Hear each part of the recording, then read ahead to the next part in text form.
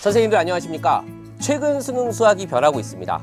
학교 현장에서 수학 수업 어떻게 하면 좋을지 그런 이야기들을 하기 위해 저희가 뭉쳤습니다. 네.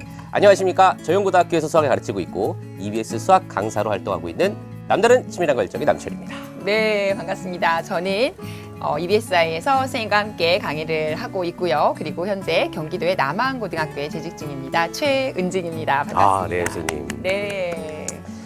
저희가 이제 앞에 인사에서도 말씀을 드렸지만, 최근 수능 수학이 변하고 있습니다. 네, 맞습니다. 네.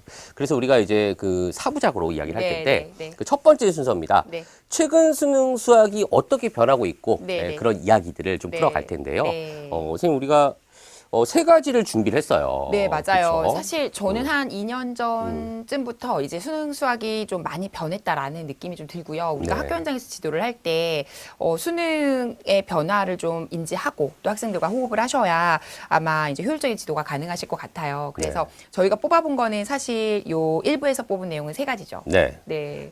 최고 난도 문항의 난도가 낮아지고 있다. 맞습니다. 네. 예전보다 이제 최고 난도로 생각되는 문항들이 난도가 전반적으로 좀 체감 난도가 좀 많이 낮아진 느낌이거든요. 네. 선생님이 느끼기에는 최고 난도 문항이 몇 번이신 것 같아요? 요게 이제, 네. 과거로, 네. 한 뭐 5, 6년 전, 네네. 과거로 돌아가면. 가나요? 네, 혹은 네. 이제 고1, 고2. 학평 기준으로 보면, 음. 21번, 30번. 맞아요. 이렇게 이제 생각할 수가 있는데, 지금은 이제 선택 과목 체제고, 네. 또 선택형의 15번, 네. 단답형의 22번이지 않을까. 좋아요. 공통문항에. 네. 저는 선택 과목에서 30번 빼놓을 수 없을 것 같고요. 요즘은 28번이 쉽지 않게 나오는 것 같아요. 네. 그리고 추가로 뭐 29번 정도? 근데 29번은 이제 최고 난도냐, 고난도냐, 중고 난도냐 이게 좀 나누기가 좀 애매한 경우는 있지만 아무튼 요 정도. 인 것 같습니다. 네. 저 이런 이야기를 또 뒤에서 또 객관적인 자료를 가지고 심도 있게 좀 살펴볼 거고. 네네. 자, 두 번째는 중고난도 문항의 난도가 고루 올라가고 있다. 네, 맞습니다. 이게 이제 최고난도 문항이 난도가 낮아지면서 고루 이제 문항들을 좀 높여놓은 느낌이 좀 있어요. 이게 이제 나중에 변별도랑도 좀 연결이 되는 것 같고요. 그래서 중고난도 문항의 난도가 좀 올라가고 있다는 느낌을 또 세트를 보고 좀 이해를 하셔야 될 것 같습니다. 네. 네. 자, 그리고 세 번째가 1학년 수학. 그리고 도형에 관련된 중요성에 대해서 저희가 또 언급할 예정이죠. 네, 맞습니다. 이것 또한 이제 변별도랑 연결이 될 수밖에 없는 부분인데요. 문제를 마무리하는 과정에서 이제 고의 수학이나 도형의 기초가 좀 쓰인다든지 문제풀이에 좀 아이디어로 좀 작용을 한다든지 이런 경우들이 최근 문항에서 좀 두드러지게 나타나고 있는 움직임이기 때문에 이런 것 또한 선생님들께서 읽어주셔야 될 것 같습니다. 네. 그리고 사실 이 세 가지 외에도 저희가 또 추가적으로 2부에도 또 그 변화들이 있습니다. 맞아요. 네. 그래서 일단은 첫 번째부터 좀 살펴볼게요. 네.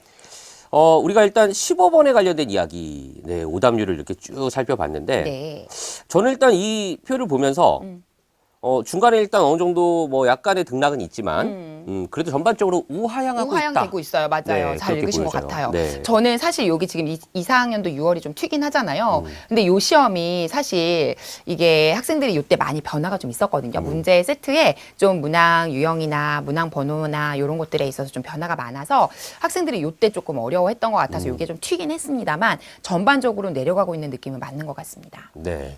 아무래도 이 기준으로 뭔가 변화가 있다라고 일단 말씀하셨고, 일단 15번이 그렇습니다. 근데 이게 저는, 선택형이라서 선지 오지선다형. 그렇죠. 네네. 이게 80%면은 선생님 되게 어려웠던 거예요. 그러니까 사실 그렇잖아요. 이게 선다형 문제 같은 경우는 오지선다기 때문에 20%, 5분의 1의 확률로 정답이 어느 정도 나온다고 가정하고 접근을 한다면 80%에 가까운 지금 오답률을 보이고 있잖아요. 그러면 진짜 기본. 찍는 아이들까지 포함하면 정말로 문제를 푼 아이들이 많지 않다는 얘기라서 굉장히 어려웠다는 뜻이고요. 반면에 지금 최근에 올수록 60%에 지금 근접하고 있는 느낌 보이시잖아요. 이렇다면 이제 그래도 좀 푸는 아이들이 좀 늘어나고 있다. 그러니까 문항의 절대 난도가 조금은 쉬워지고 있는 느낌이 있다라고 15번. 해석을 하셔야 될 것 같아요. 네. 그리고 이제 22번으로 한번 넘어가 보죠. 22번.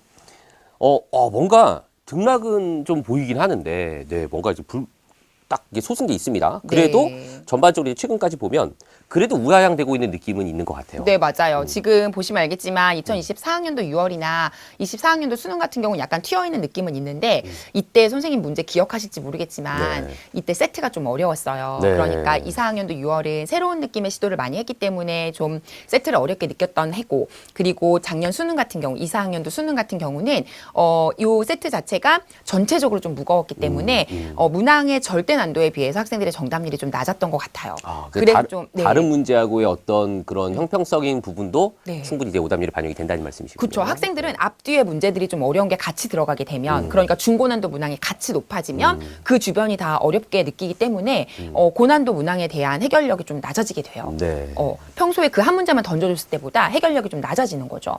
그래서 이런 영향이 좀 있었던 게 아닌가 싶은데 아까 말씀하신 대로 좀 우하향되고 있는 느낌은 맞는 것 같아요. 네, 좋습니다. 일단 공통 과목까지는 살펴봤고요. 네네. 그다음 이제 선택 과목에 대한 이야기를 저희가 해야 하는데 사실 선택 과목의 난도 하면은 뭐 다른 과목보다 학생들이 가장 어려워하는 미적분, 미적분, 그렇죠. 네. 네, 특히 이제 이 미적분 30번의 오답률을 한번 쭉 봤어요. 네. 근데 이제 97.7로 시작해서 네. 최근에는 이제 91.6까지 네. 뭔가 이제 좀 정말 낮아지고 있는 느낌은 되는 것 같아. 네, 그렇게 네, 보이긴 하는데 네. 요게 이제 제가 일단 첫 번째로 드리고 싶은 말씀은 네네. 한 1% 정도 차이가 있다라고 하는 게 네네. 뭐 97에서 96을 갔다고 해서 이게 크게 쉬워진 거야? 뭐 이렇게 생각할 수도 있겠지만 네. 우리가 보통 수능을 매년 보는 학생을 평균 잡아 한 50만 명 접수를 하는 친구들이라고 네, 생각을 네. 해보면 네. 미적분 선택자가 거의 절반 가까이 되잖아요. 그럼 20한 4, 5만 명 될 거란 말이에요. 네네. 그중에 1%면 엄청난 거죠. 그렇죠. 계산하고 계시죠? 2,500명이네요. 네, 엄청난 거네요. 2,400명, 2,500명이 24만 명에서 그죠? 예, 그리고 네네. 이제 만점자 수하고도 분명히 이게 또 영향을 끼칠 텐데, 네네. 네, 크게 좀 파급 효과가 있지 않을까라는 생각이 들고요. 이 또 아까 처음에 지적해 주셨던 대로 이 중간에 96.3이 보여요. 네. 2024 수능이었거든요. 네. 근데 선생님 기억하시잖아요. 수능 문제. 네, 네. 네, 그게 변곡 접선이었나요? 이거 사인 함수에서 맞아요. 어렵지 않게 해결할 수 있는 아이디어가 많이 무겁진 않았는데. 근데 이게 오답률이 높아졌어요. 이때는 선생님 아까 제가 말씀드렸듯이 2, 4학년도 수능이 세트가 좀 무거웠기 때문에 아이들이 아마 선택 과목, 특히 미적분 과목이 27, 8, 9, 10이 좀 다 무거웠고 네. 근데 그게 엄청 어렵다라기보다는 문항 바이 문항으로 흩어놓고 보면 그 정도는 아니지만 모아놓고 보면 좀 어려운 나중에 얘기는 하겠지만 네, 네. 그런 느낌이 있어서 아마 좀 해결을 좀 덜 한 게 아닌가 그런 생각이 좀 들어요. 네, 아마 그리고 또 아까 처음 말씀하셨던 2024 수능에서 공통 과목 22번도 오답률이 높았거든요. 그것도 네네. 좀 영향이 있지 않았나라는 또 22번 그렇죠. 네, 생각이 듭니다. 네, 어쨌든 전반적으로는 최고 난도의 문항의 난도는 예전에 비해서 많이 낮아지고 있다라는 건 확실한 것 같고요. 네. 다만 이제 28번 같은 경우 좀 눈여겨 보신다면 예전에 비해서 트렌드가 좀 바뀌긴 했어요. 최근에는 28번을 조금 무겁게 내고 있는 느낌은 들어요. 오히려 28번은 지금 오답률이 올라갔잖아요. 네, 네, 객관식의 마지막 문항이고 4점짜리이기 네, 때문에 네. 최근의 기출을 본다면 29번보다는 오히려 28번이 학생들이 좀 어렵게 느끼고 있어요. 네, 또 그런 또 최근 트렌드까지 짚어주시고, 네네. 네, 좋습니다. 자, 이제 두 번째 이야기로 좀 넘어가 볼까요? 네. 중고난도 문항의 난도가 고루 올라간다. 네, 얘기를 또 네. 빼놓을 수 없죠. 근데 두 번째 가장 큰 특징이죠. 중고난도 네. 문항이라고 하면 몇 번부터 몇 번을 봐야 돼요? 저는 사실 4점 9번부터 네. 14번 문항까지를 중고난도로 보고 싶습니다. 또 주관식 같은 경우는 19번부터 21번 요 정도. 근데 이제 뭐 문항에 따라서는 19번이나 9번, 10번 요 정도는 이제 빼고 생각하더라도 네, 네. 벌써 문항이 많잖아요. 네. 선생님 지금 뽑아놓으신 거 10번부터 저는 15번인데요. 10번부터 15번을 일단 살펴보려고 네. 제가 일단 뽑아놨는데, 네, 네. 이제 2023 자료를 이렇게 보시면, 네, 일단은 전반적으로 우상향되는 느낌이에요. 그러니까 맞아요. 뭔가 뭐 완벽한 규칙이라기보단 10번부터 뭔가 단계적으로 조금씩 올라가는 기분은 네. 그런 느낌이 듭니다. 네, 맞추고 있는 느낌이 네, 들죠. 네. 그런데 지금 2, 4학년도 보시면 네. 사실 이 하늘색 그래프 있죠. 네. 요거는 2, 4학년도 6월이거든요. 이 친구들은 지금 우상향이 되는 느낌이 있긴 있어요. 14번을 제외하고는. 그런데 네. 나머지 색깔은 그러니까 말하자면 2, 4학년도 9월부터 2, 4학년도 수능까지는 네. 지금 우상향의 느낌이 좀 많이 사그러들었고 그리고 더 나아가서 올해 치러진 2025학년도에 치러진 두 번의 모의평가의 경우에는요. 완전 들쭉날쭉한 느낌 보이시죠? 네네네. 네네. 그래서 사실 이 경우는 좀 우상향의 느낌은 많이 사라졌다. 이거 확실하게 또 대비가 되네요. 네, 난도순 배열이 아니라는 거죠. 그러니까 뭐 10번, 12번, 14번 같은 경우도 그렇고, 뭔가 이제 들쭉날쭉한 그런 기분이 보입니다. 맞아요. 네네네. 그리고 아마 이게 제 기억으로는 수원 수투가 또 확연하게 좀 네, 그런 영향도 있어요. 맞아요. 네. 이때 같은 경우는 2025학년도에는 10번, 12번, 14번이 수원 문항이었고요. 네. 그리고 11번, 13번, 15번이 수투 문항이었어요. 네, 네. 근데 요 세트가 수원이 조금 더 어렵게 출제가 되었고요. 네. 그래서 정답률이 조금 튀는 느낌은 있는데요. 네. 그럼에도 불구하고 같은 10번, 그리고 12번, 그리고 14번만 놓고 보더라도 수원 문항만 보더라도 문제들이 뭐 점점 더 뒤로 갈수록 어려워진다든지 또 그 느낌이 아니에요. 네. 네. 아, 그렇군요. 애들이 뒤로 갈수록 포기하면 안 된다는 거. 근데 이게 사실 학생 입장에서 네네네. 문제 풀어보면 네. 진짜 좀 편하게 공부하고 편하게 시험을 보려면 네네. 그냥 문항 번호 수들이 쭉 풀다가 뒤에 거 그냥 버려 별표 치고 네. 그렇게 하면 참 편하긴 한데 이제 그런 느낌이 아니라는 거죠. 그러니까. 네. 학교 네. 현장에서도 지도를 하실 때 이게 문항을 보고 내가 읽어보고 할 수 있겠다 하면 시도하고 덤비는 거고 문항 번호가 좀 뒷번호에 있다고 하더라도 앞보다 쉬울 수 있다는 걸 꼭 인지하고 학생들과 호흡을 하셔야 될 것 같아요. 네, 네네. 좋습니다. 자, 이제 그 이야기에 대해서 이제 또 하나 예시를 가지고 왔어요. 그죠? 2025 이제 9월 모평에 대한 문제인데요. 네. 14번, 15번을 이제 비교를 했는데 오답률이 10%나 차이가 납니다. 오, 그러네요. 네. 네, 맞네요. 자, 이건 이제 수학 2 문제랑 수학 1 문제인데요. 이게 14번이 그만큼 더 15번보다 더 어려울 수 있다라는 예시로 갖고 오신 거죠? 네, 맞아요. 14번이 사실 이 공통문항의 객관식에서는 학생들이 가장 좀 고전을 면치 못했던 문제였고요. 요 세트에서는 이게 그림을 그려가면서 대칭성도 파악하면서 생각해야 되는 부분들도 좀 있고 마무리 계산들도 좀 있어서 좀 까다로웠다고 좀 생각이 되는 문항이었는데요. 네. 비슷한 느낌이 아마 6월 모평 12번도 계산이 좀 있었던 그렇긴 지수로 감수였던 것 같습니다. 뭐 다른 종류의 결이 다른 계산이긴 하지만 네. 그래도 어떤 아이디어가 엄청나게 대단한 건 아니지만 계산이나 이런 걸로 조금 학생들이 좀 어려움을 좀 느낄 수는 있는 네. 그런 복잡도가 있었던 그런 느낌이었습니다. 예시까지 저희가 네네. 좀 보여드렸고요. 근데 어찌됐든 15번 같은 경우는요. 게다가 작년 그러니까 2024학년도 같은 경우는 수학 1에 수열의 귀납적 정의에서 대부분 나왔었고 최고난도 문항으로 나왔지만 2025학년도 같은 경우는 15번이 계속 수투가 나왔거든요. 그렇죠. 이런 것들도 특정 번호에 특정한 유형이 배치되는 건 아니라는 거. 네. 이런 것들이 그렇다면 2026학년도 수능을 준비하는 학생들이다. 네. 혹은 2027학년도다. 네. 이렇게 장기적으로 가더라도 특정 문항에 특정 유형이 배치된다는 그런 선입견은 버려야죠. 네. 어떻게 나올지 모르는 거거든요, 사실은. 네, 맞아요. 또 어디서 나올지도 모르는 그럼요, 거고. 그럼요. 네, 네. 좋습니다. 자, 이제 마지막 세 번째입니다.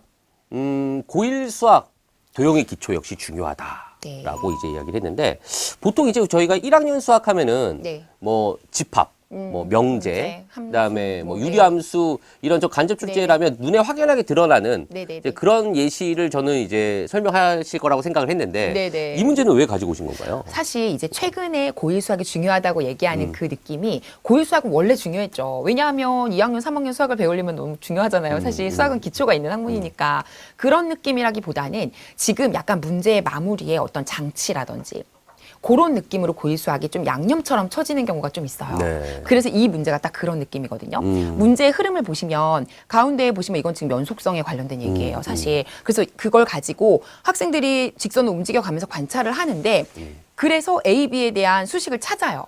마지막에 찾고 나서 식은 하나인데 A, B 미지수가 2개인 이런 상황에 직면하게 돼요. 그럼 여기서 뭘 해야 되냐? 고1 수학에서 부정 방정식이라는 걸 뭐 깊이 있게 배우진 않지만 학생들이 식의 개수에 비해서 미지수의 개수가 많으면 뭔가 정수나 자연수 조건을 이용해서 이게 넣어보면서 하는 그런 경우들 있잖아요. 이런 기초적이지만 학생들이 고1 때 연습을 하고 왔으면 좋았을 것 같은 그런 장치가 이 문제에서 마지막 마무리로 쓰였다는 거죠. 네.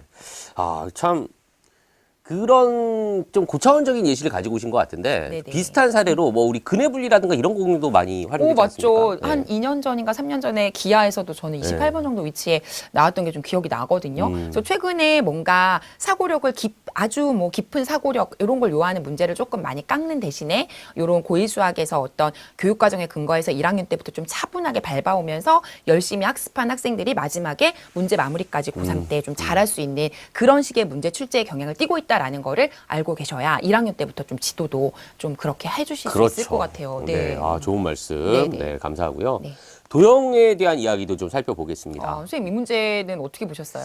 저는 일단은 도형 문제라고 했는데 그림이 없어요. 맞아요. 네. 근데 그림을 그려가면서 풀어야 되는 문제인 것 같고. 네네. 그리고 이제 언뜻 보면서 사실 이제 문제가 그냥 풀려요. 어느 부분이 풀리냐면 네네. 이 부분입니다. 이 원위의 점이라는 이 부분. 네네. 네, 여기를 보면 이제 그 각 OAB가 네, 90도가 된다. 그러니까 이제 접선의 수직인 직선의 관계를 물어보는 문제 같은데 네. 이 그리면서 풀기는 좀 쉽지 않았을 것 같아요. 맞아요. 이게 사실 그림을 그려보시면 알겠지만 그림이 예쁘게 나오기 어렵고요. 그래서 그 그림을 예쁘게 그려서 거기에서 도형에 관한 요 지식까지 활용해서 원의 성질을 활용해서 가져가는 게 학생들이 시험 시간 내에 주도적으로 그림을 그리면서 하는 게 쉽지는 않거든요. 그러니까 이 도형에 대한 기초가 정말 확립이 딱 되어 있고 원에 대한 성질을 바삭하게 알고 있는 학생들은 바로 덤비는데 사실 그런 거를 시험 시간에 고민하는 것 자체가 굉장히 이제 부담이 되는 거예요. 그래서 도형에 대한 내용들은 아이들이 좀 탄탄하게 밟고 갈 수 있도록 또 학교 현장에서 지도가 꼭 필요한 순간이고요. 네. 말씀하신 대로 이거 그래프 주면 학생들이 아마 정답률 훨씬 올라갔을 거예요. 그렇죠. 근데 요즘에는 이렇게 그림도 잘 안 주는 경우들도 좀 네. 있잖아요. 네. 그래서 그림을 그려가면서 도형에 대한 연습들을 좀 할 수 있게. 아, 근데 사실 이제 선생님 말씀 들으면서 얼마 전에 한 학생이 생각이 납니다. 이제 수업을 하다가 네네. 나와서 이제 문제풀이 발표를 시켰는데 네. 선생님 이거 풀이 가졌을 때 그려야 돼요? 라고 이제 그리기 힘드니까 맞아요. 이제 물어봤는데 제가 버럭하고 화를 냈습니다. 화까지 내셨어요? 당연히 그려야지라고 이제 얘기를 했는데 사실 이제 네네. 그런 부분도 상당히 중요한 것 같습니다. 네, 저는 정말 중요하다고 생각해요. 그래서 그림 같은 경우도 아까 했던 14번 문항 같은 경우도 사실은 그림이 이게 없잖아요. 14번 네, 문항도. 맞아요. 네. 이런 문항들이 전부 그림이 주어졌을 때는 학생들이 훨씬 직관적으로 접근을 하거든요. 그런데 그런 것들이 뭔가 뒤에서도 얘기하겠지만 학생들이 어떤 그런 뭐라고 할까 변별을 할 수 있는 하나의 장치로도 좀 쓰이고 있는 그렇죠. 느낌이라 네. 이런 도형에 관한 내용들 그리고 그림을 직접 그려보는 도형을 그려보는 네. 그래프를 그려보는 네. 이런 연습들을 좀 현장에서 함께 해주셨으면 좋을 것 같아요. 네. 네네. 아, 이렇게 해서 벌써 이제 1부 마칠 시간이 됐습니다. 아, 네, 네. 최근 수능 수학의 트렌드, 네, 그리고 이제 분석을 해봤는데요. 네네. 정리를 해볼까요? 우리 첫 번째로 했던 이야기가 최고 난도 문항의 난도가 낮아지고 있다. 네, 두 번째는 중고난도 문항이 고루 높아지고 있다. 네, 맞습니다. 네, 그리고 마지막 세 번째는 고일 수학이 중요해지고 있으면서 네, 도형의 기초가 중요하다. 맞습니다. 라는 네. 것까지 이렇게 말씀을 드리면서요. 2부도요. 이 최근 수능 수학의 출제 경향에 맞춰서 또 세 가지를 저희가 더 준비했으니까 끝까지 함께 시청해 주셨으면 감사하겠습니다. 지금까지 남치열 최은진이었습니다. 이었습니다. 감사합니다. 네.